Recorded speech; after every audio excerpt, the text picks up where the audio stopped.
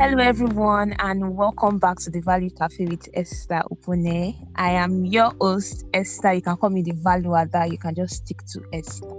Thank you very much for joining the very first episode. I have been getting your feedback and I'm blown away by all the love and support. Thank you very much, and I'm glad that you gained some value from my discussion with Kezi. So today, we have another hot woman on the seat, and she's going to be sharing her own story too, still on the same topic, on starting, quitting, and pivoting. So this is going to run for the whole month of May because why not? So anyway, I'm going to introduce my guest now, and she's Chinenye Adeleye. So I'm used to calling her Chinenye Nzo. But she's now Mrs. A. So we are going to adapt. One day we'll grow used to it. Okay, in case the name is very familiar to a lot of you, she is the founder of Volunteers Hub Africa. She is also a budding businesswoman, mental health enthusiast, a joy curator, fufu lover, everything. There's so many dimensions to her, so I'm going to hand over now and let her do the honors. So welcome to the show, Mrs. A, or Chinenye. Let me just stick with Chinenye. So happy to be here. I feel really good. I'm really honored to be on this platform. Thank you so much for having me. Yes. Thank you so much for agreeing to be here today and to share your story. So I mentioned some of the things that you do already, and can you mention some of the other things and how it has been so far, the process, getting into all this stuff and how you've been able to manage it all? Okay, so let me start by saying that when people say, oh, you're a woman of many parts, so that's how I've always wanted to be. I didn't just want to stick with one thing. Like when I'm doing one thing alone, I just get bored and I'm like, what else can I do? And I'm like, as human beings, I don't feel that we are just made to be one thing. We have that potential to be as many things as we want to be. It's just dependent on how far we want to go, So for me, I've always loved volunteering, so that's why I started Volunteers of Africa. I just wanted to bring you together to come volunteer and not understand the fact that it's not just about money. Sometimes it's about giving and make sure that your community and society is benefiting from you. When they say it's not just what can my country do for me, the question is what can I also do for my country or my society or my community.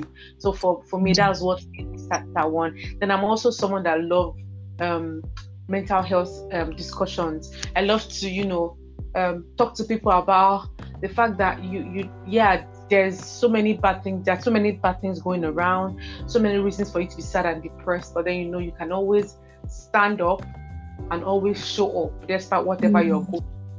And I've had to speak at so many events. I've had to do one-on-ones. I've had to do interviews. I've had to be on TV, for this. Then I also love business. Even when I was in school, I was either selling one thing or that. I love business because I love money, So,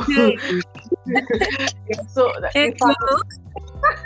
it made me delve into investment. Like last year, that was what I was on. I was learning about stocks. I was learning about shares. I was learning about crypto. I was learning about how to invest my money because I understood the fact that it's not just about making money. It's about keeping money. It's about multiplying money. That funny thing is I sat down and read all those things myself, although right now I'm still training for crypto, but then for stocks and shares I sat down and I read and I learned that I made good money last year from that. Then I'm someone that also love to see beautiful spaces. So last year when myself and my husband were dating, he was asking me, Chinenye, what do you want to do this year? What's a new thing? Because he knows me. So like, Chinenye, what do you want to do this year? I told him that I really want to do interiors. I really want to learn how to, maybe it may not be for business, but maybe my own personal space. I want to make it really beautiful. And every time I check online and I see prices of interior design, I'm like, hey, who can afford this? So we'll see. I'm going to learn this thing whether I like it or not. But it was not possible last year because number one, the pandemic, the classes that we're supposed to hold were virtual. And I didn't want virtual classes. I actually I wanted it to be physical. So I'll see how they do it and hear from the horse's mouth, like physically, how it's being done and all that. So that's how we talked about it. And you thought I was joking. But this year came and I'm like, man, see, that thing I told you last year, I'm going to do it this year. I don't even want to know how, And that's how I was able to start. I started in February. And within these few weeks, months, I've been able to, start up something. I'm already working on my first client, and I can't even wait to be done because man, I can't even see what I can create myself. I have my first client, my second client is already on the way, and I'm excited about it because it's something that I've wanted to always do. So for me, I just believe that as it comes, I'm always opening my hands to receive, to learn, because I just feel that life is all about learning. You can never stop. So anytime you see anything that interests you, just go about it. So it's for you to know which one you want to drop, or which one you want to hold on to, or which one you want to continue with. Like I don't even see me dropping anything I'm doing. I'm still volunteering. I'm still managing my volunteers organization. I'm still into mental health. Anytime I'm being called to speak on it, I am always ready. For financial, if I'm not investing, what am I doing? I'm like till today, I was still sitting down reading on my crypto investments. Then, so for me, I just feel that as a human being, we don't even know how long we're going to live. We don't know. So as long as we're living, let's just keep learning and doing our bit till God calls us home. It's not been easy to manage all these things. It's not been easy because at some point I was in 9 to 5, but it was not easy for me. I had to just leave. I'm like, see, all I need there in my life is just to be sure that okay, I have a stable source of income, that I will not need to bother anybody for money. I just need to be sure that okay, I'm doing this and this is bringing me money. I don't need to bother. Then I know that I can fly, I can do whatever I want to do. So I realized that if I'm able to focus on investment and on my business, I can be able to get the money. Then I just closed my eyes and my husband was shocked. I want to be able to choose my terms and decide what time I want to go for anything. This jumping up and down in this Lagos cannot pay me. It's not easy. Lagos is even stress. I call it the stress capital of Nigeria. Nobody can even tell me otherwise. Like anytime I have to be in Lagos, I tell my friends this a lot. I always have that stress ahead. So when I get to Lagos, it's like I'm unconsciously prepared for it because come on. It's not easy at all. So you it's interesting that you said you've never had to drop anything, and then you've been able to juggle it all together. And I also love the part where you said that you believe that everybody, we don't know how long they are going to live and all that. So that sort of reminds me of this, quote that Miles Monroe is known for. That is die empty. So there's a lot that we carry in us, and then I think we owe it to God, we owe it to ourselves and other people who believe and have invested in us to also express all that we have within us as much as we can. So I think there's a part where I ask you that, okay, so how have you been, practical ways you've been able to manage it? Don't you feel overwhelmed sometimes? Okay, maybe you get called to speak a lot and all that, definitely. But then are there times when you've maybe had to decline because you were very busy? Because there's this part of you can do it or you can have it all and everything like that. But does it necessarily have to happen at the same time? Are there some things you've had to quit in the past so that you can focus on the things that you've realized you're meant to do now? Okay, so for me, first of all, anything I try to delve into, I am very, very, so there's so many things there's so many other things I see that I would love to do, but I'm I ask myself, am I sure I want to continue to do this in the long run? If I ask myself and I tell myself, no, I don't want to, then I just let it go. So about the question, if I am sometimes overwhelmed Truth is yes. Because sometimes it feels like, oh Jesus, I don't even know what to do. I'm doing so much. Okay, should I drop this? But then it takes me back to my why and say, okay, Chinenye, why did you even start this in the first place? Why do you? Was it just because of the money? Was it just because the award or the hype? Thank you. And my answer is no. I did this because I wanted to do it. I loved it. I wanted to see impact. I wanted to, feel that yes, I'm doing something with my life. So to want to drop those things, that because for me, I just see all those things as part of my life. It's just like I'm forcing. When you tear a part of your skin off, you see blood, yeah. So that's how I feel. So if I anytime maybe I'm so overwhelmed and the thought of, oh, who sent me self? Why am I even doing this? It feels like if I cut it off, it feels like I'm cutting a part of my life away. And the funny thing is, I'm not even doing as much as some people are doing. What am I even doing? Okay, I'm managing an organization. I just started a business. This business is just one of the new things I just started, interior designing business. Then I'm not even doing so much. So many people always think Chinenye is very busy. Truth is, there are some days that I'm on the bed sleeping. I don't wake up early. I've told myself that no. I hear what do you call it? All these motivational speakers say, "Oh, you wake up by 5, you succeed." I don't believe in that. I believe in. Sometimes I can sleep. You go love sleep anyway. I love sleep, but I don't wake up early. If I tell someone what time I wake up, they'll be shocked with how productive I am. So for me, the thing is, so many people are very keen on, oh, I want to have the social media presence. Let everybody know I'm doing something. For me, sometimes I go this year around, I think February, March, I was off social media. I was not doing anything. I was not posting anything, but yet my life was moving on. I was doing all the things I was not on social media. So for me, I'm not doing these things because, okay, let me now put it. I'm in my mind, I'm doing these things for the right reason. So whenever I'm overwhelmed, I always go back to the drawing board, asking myself, okay, why to do this? Was it because of the fame? Was it because of the hype? Or because I actually want to, or because this is part of my life? So it's very hard to want to say, oh, I want to drop. So maybe all I need at that point is rest. I'm like, okay, let me just rest. So I can just take a break, or I can just decide to, okay, maybe I should just go and have some fun. Maybe I need to travel to cool my head off. Maybe I've just been stressed from the plenty of things I've been doing. And by the time I come back strong, and I still do well. You understand? So yeah, truth is, there's nobody that will tell you that they're doing a lot of things that they don't get overwhelmed. That is a lie. You definitely get overwhelmed. But the thing is, the reason why you started that thing, would propel you to either drop it or to either continue. If you're starting for the wrong reason, if your reason is not right enough, it doesn't gel with your spirit, trust me, you may as well just drop it because you are not even motivated. Because when I think of my why, it motivates me to even want to pick up new things and do.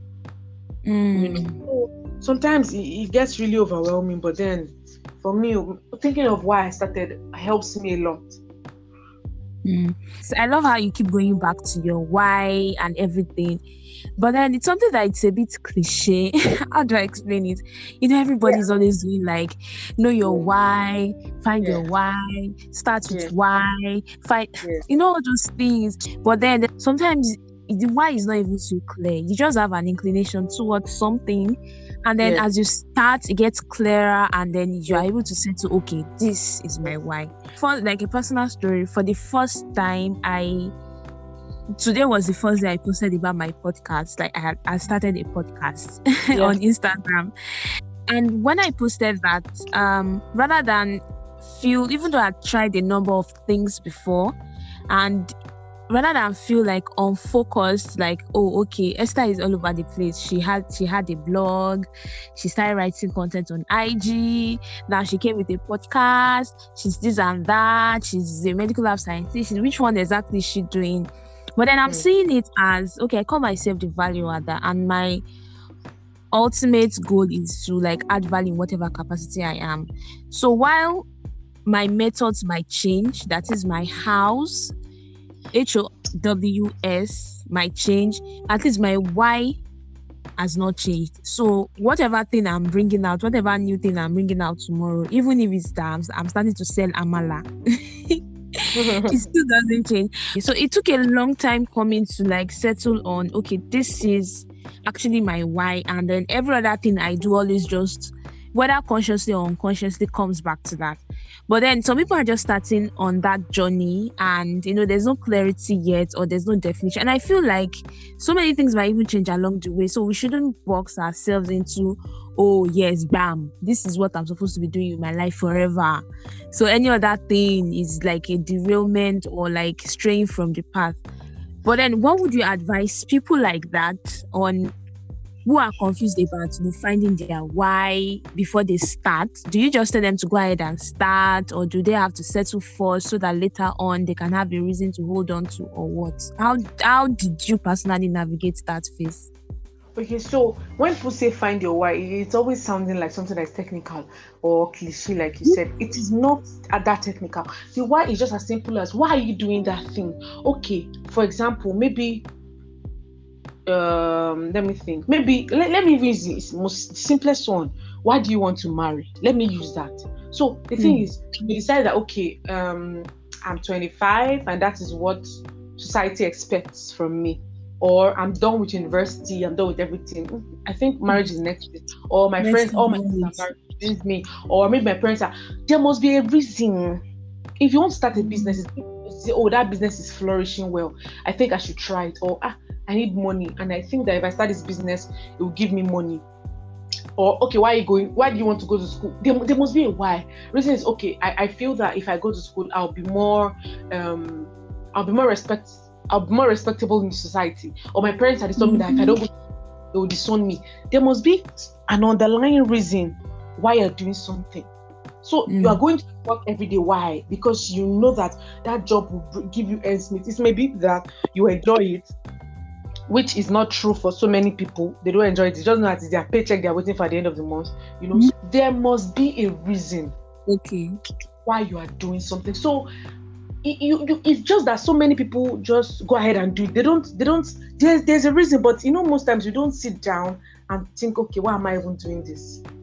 So if you are very intentional and you want to start something, you go back and say, okay, let me even think back. Why do I even want to do this? What's the point? If I'm doing this, what do I stand to gain? So think about it that way. Don't think about it in a very, like, when they say find your purpose, everybody's looking for purpose up and down. Hey, my purpose. Up and down, inside tree. Is it in the gutter? Is it in the house? Something that is not lost.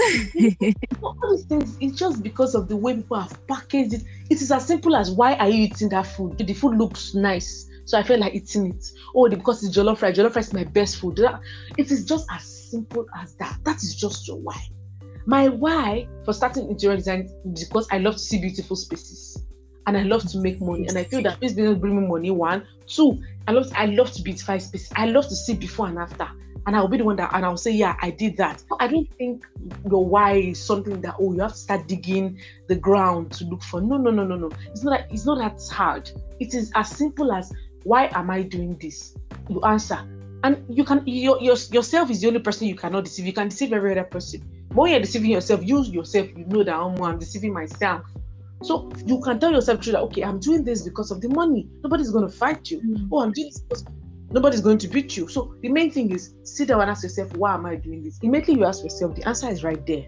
There's no need for you to dig deep, look for it, or start reading books on it. I don't think it's that hard.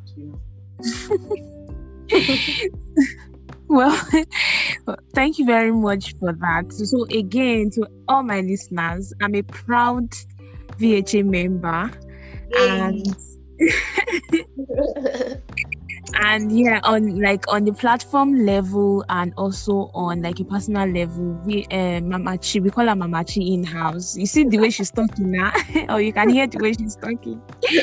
So you said something about the fact that you love making impacts and all that, and then you decide to create a platform for people like you to do that. So that's really beautiful, because it speaks on your mindset to be, that to create a conducive environment for other people to like thrive, and also, get access to opportunities to grow and also make impacts themselves. So what has the toughest thing be in this regard?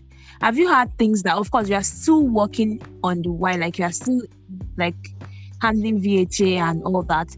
But what's like, if you can give an example of times when you've had to like pivot, like, change your approach to certain things with VHA.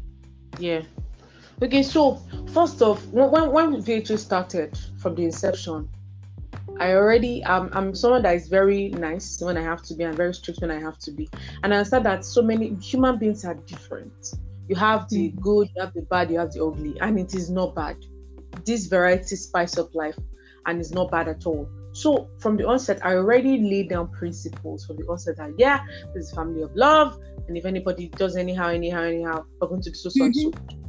But then I also, as much as I was saying, I remember tsunami sessions. I also realized that I was dealing with human beings, and they're not my children; they are like colleagues of mine. So at some point, I have to soft pedal because I understand the fact that when people start realizing that, are we in a military regime?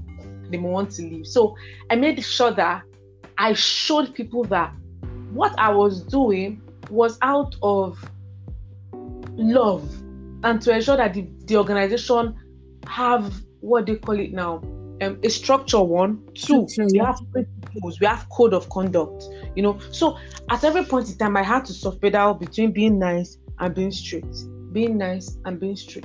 and understanding the fact they don't even have to be mutually exclusive. Like yes, exactly. So, and at some point, I also I realized that, man, I was doing this thing alone and it was really burning me. I realized that I had to delegate. So at some point, I had to get leaders on board, and sometimes I don't even need to be the one to say some things. Leaders that are obviously volunteers among them say some things. I mean, I'm like, okay, thank God I'm not the one that have to say it. So even as much as I was trying to be strict and all that, I tried to remove myself from the picture. So it's not be like, it's about me. So I just let it be that, okay, now we have leaders. Even leaders that can tell me, Mamachi, you are doing wrong. And I'm like, hey, I'm sorry. Or I come, so maybe we're supposed to have a program for 5 and I come 5:30. I already know that people are going to bite me over there. So I'm getting my apology letter down. Knowing that there are some people that are report yourself for. Exactly. So the thing is, I made that system to be there as leaders so that it will be like, so it will be that there is discipline, and the discipline cuts across everybody. Because I tell everybody, as much as I started the organization, I'm not a greater volunteer or a lesser volunteer. I'm just like everybody. I just happened to lead the team. I was just happy to be the one to start it. But then I'm just like everybody. So even when the leaders are talking, I don't just stand up and say, I'm the leader here and you must listen to me. No, I listen and I go according to the rules. Why? Because I'm trying to show something. I'm trying to show them that, yes, leadership can also mean followership. For you to be a great leader, you must also be a great follower, because you learn to lead by following. How? What's your leader? You see what they do. But if you are stubborn, you're saying, what's he saying? You're not even listening. There's no how you have that skill of leading. So when you are following, you're looking, you're watching other people lead, you're saying, okay, I like this style. Okay, I'll not follow this style. I like the way he's treating people. Oh, no, I don't like it. You're following, you are keen, you're listening. It makes you understand when you get there at that point of leadership. It makes you know how to treat people better, how to now say, I was a follower. If someone does me like this, I don't think I will like it. Now let me lead from that perspective. You understand? And what has been the sometimes difficult moment for me, it's been the fact that I understand that I'm the leader and I have to be successful. So people need to see that I'm a volunteer, but then I'm not a mediocre. I'm not poor. And I'm not somebody that is just there. I'm someone that is actually leading the trail. Like, people are seeing me, I'm blazing. People are seeing that, no, Chinenye is not resting on her hours. She's doing this today, she's doing this tomorrow. And she's not just doing it because she wants to be seen. She's doing it because she has passion for life. She's doing it because she has passion for excellence. So I know that I'm leading a lot of people. And one of the hallmark of a leader is to have influence. And you have influence when you are actually high up there. doing big things, people can see and say, oh, I want to be like her, I want to be like him, I want to do what she's doing. And I feel that it also makes people stay, because in their mind they're like, yeah, if my leader can do this, I can stay. You can I? Yes, ask her how she's done it. I'm close to her. It's easy that I'm in the family. I can always reach her. Compared to me, the access is really, really. So for me, one of my challenges too, how can I be better? I cannot rest on my oars. I have to think of what next to do. What other innovative thing can I do? What else can I do to make these people feel that, yes, they have got a great leader that is always ready to push for excellence, so they can also learn. Because human beings see people like, oh yeah, I want to be like this person, I want to be like this person. I may not be high up there like all the big people, but in my own corner, I've always, like, sometimes when I'm stuck, I'm like, hey God, people are watching me, people are at my back. I need to do something that would push, that will make people say, yeah, that's our leader. We're learning from her. We want to be like you when we grow up. Well, maybe. But like, even while I was in school, I knew that I didn't have a choice than to graduate well, because I didn't want people to see volunteers as mediocre, that, oh, because she's volunteering class or whatever, she had carryovers or she had an extra too. So as I'm here, I'm not just being a leader, I'm also being someone that I'm realizing I have to be very successful, because not just volunteers, but because of young people looking up, okay, she's the same volunteer, what are we even seeing, from this volunteer? So I get to tell myself, okay, because of this, I volunteered here, and trust me, I've been able to get so and so and so and so. And before you know it, people are like, true, see her life, she's not just saying, she's actually doing. So that's how it has been for me. Well, that's very beautiful. And I remember that you always drum it in our head, especially during exam period. We are successful volunteers. We are successful volunteers. Seriously, what good can come out from VHA members? What less? And it's true. And even some of the access and opportunities I've enjoyed. I always say this: it's either it has always been from volunteering, whether directly or indirectly.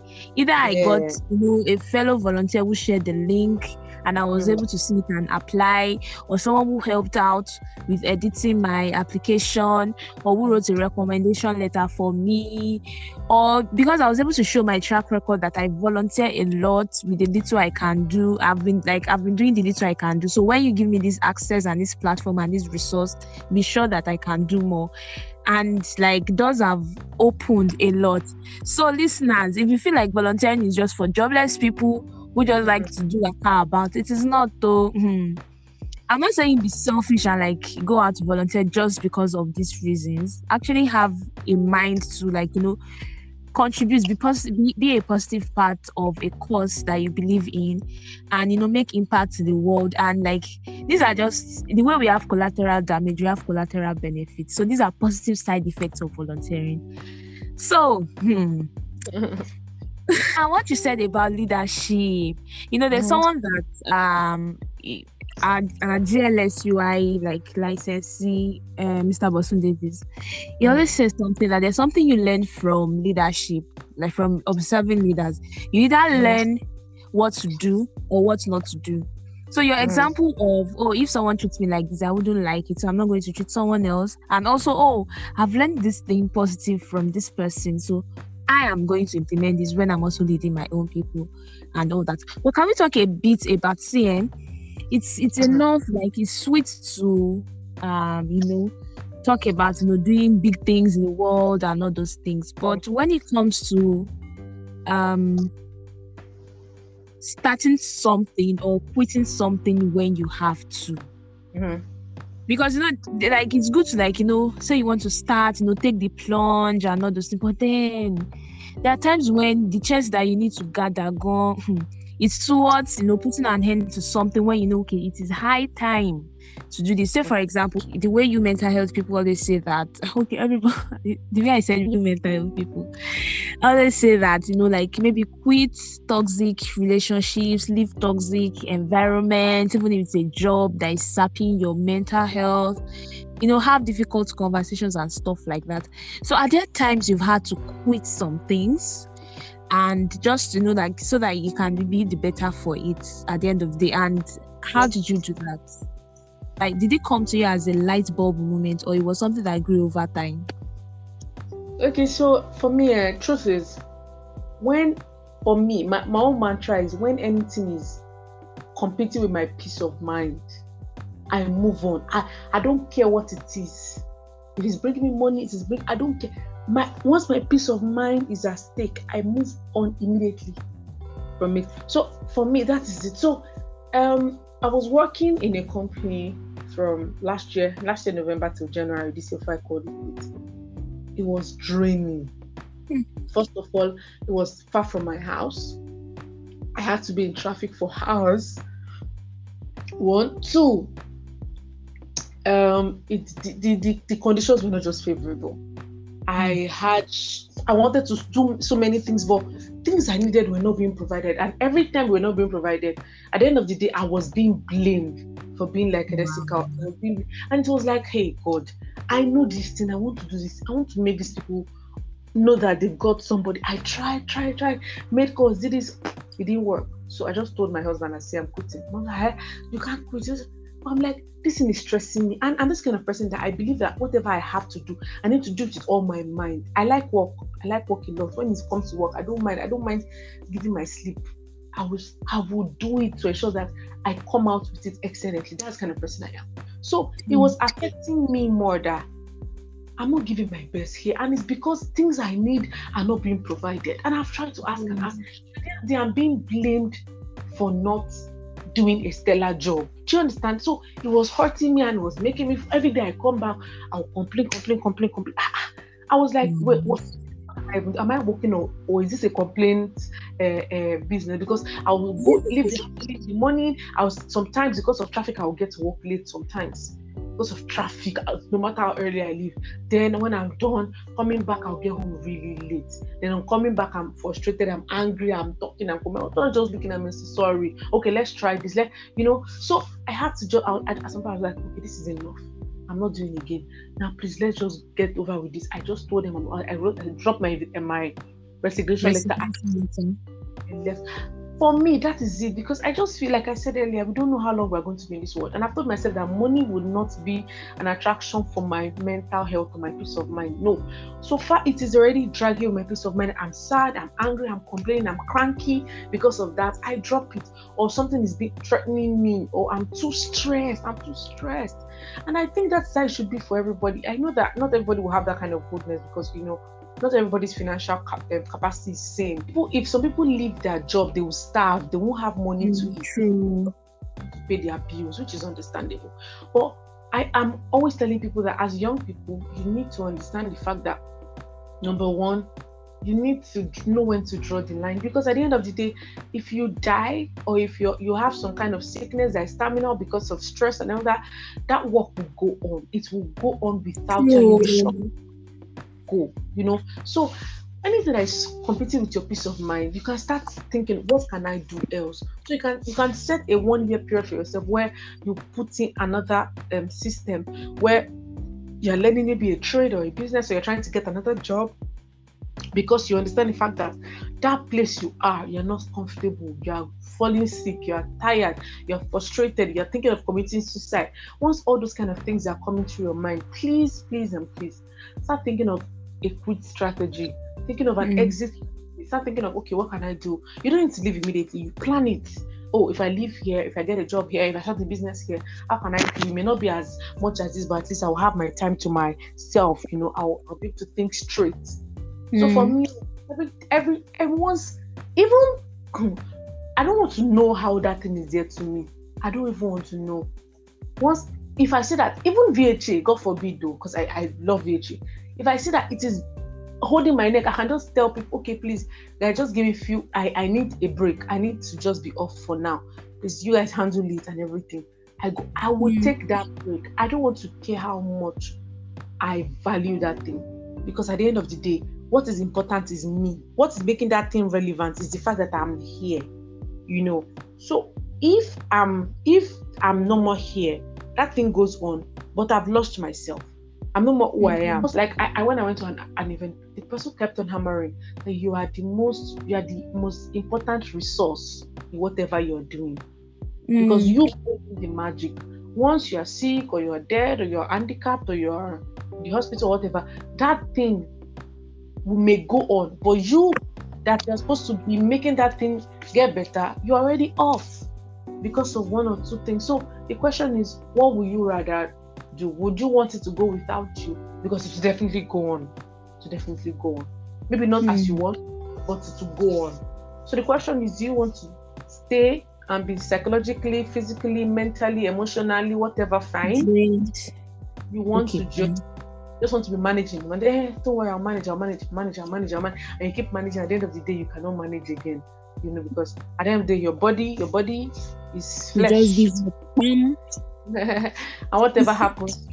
So, so for me, I'm just very, very, even like, I don't even want to care to the latter, even to human beings. If I perceive that someone I care about, a friend of mine, is giving me too much stress, I will just stop talking to you. I will just leave you alone. If you try to even come to me, you will just realize that I'm moving away from you, because I just realized that the peace of mind is so important to me. It is something I don't even joke with it at all. Once I perceive that you are giving me stress, bye. Control shift. Oh, don't stress me. So, final words. What are you currently on, and what are you looking at, or what should we expect from you soon? Okay, so right now I'm just, for me, like my husband would say, Chinenye, you're taking your life as life comes. So as much as I have so many big dreams, I really don't even like talking about them sometimes, because I don't even know if there may be changes. It's all I told me, oh, Chinenye, you'll be into interior design business from some 4 years ago. And after the person, are you dreaming? Me? No, I don't do all this stuff. So for me, I'm just taking life as it comes. Some people say, how can you say that? Anywhere belly face and all that. I'm like, yeah, I'm just taking life as it comes. What I know is I want to be successful, and I also want to make impact, lasting impact. Like when I'm here again, people are basking in that euphoria of the impact I've laid down in life, So that is what is important to me. And I'm just starting my interior design business. I know that by God's grace, it would go far. And VHA, oh yes, we have so many plans. Yes, so as the VHA. Every other thing is just to get the money. But what gives me fulfillment is seeing young people come out and become great and serving their community and doing great things, making Nigeria better for all of us. So for me, it is my core, and I would never want to exchange that for anything in this world, So for me, I'm just taking life as it comes. I'm open to new things. I'm not even rigid at all. I'm very open-minded, ready to learn. If someone tells me, oh, Chinenye, I think you should try to start learning data analysis, I'm going to still learn it. I will sit down, learn it, and thrive in it. That's what I believe. As life has given us so many options. It's just for us to pick and leverage on them. Yes. Yeah. So that is it for me. All right. Thank you very much for joining us on the show. I'm really, really, really excited that you joined us, and I'm waiting for the feedback from people on, I learned this, because definitely they're going to be coming, and this was really fun. Thank you. Talking to you and stuff like that. So, listeners, there you have it. Chinenye Adeleye, aka Mrs. A, aka Mama Chi. Thank you so much. I really appreciate it. Yes, thank you very much for sharing. And if you enjoyed this episode and you picked one or two values from this, please do well to share with your friends. Don't be selfish now, and also join us for the next episode of this same series. I remain your host, Esther Opone, and this is still the Value Cafe with Esther. Thank you very much, and see you next time. Bye.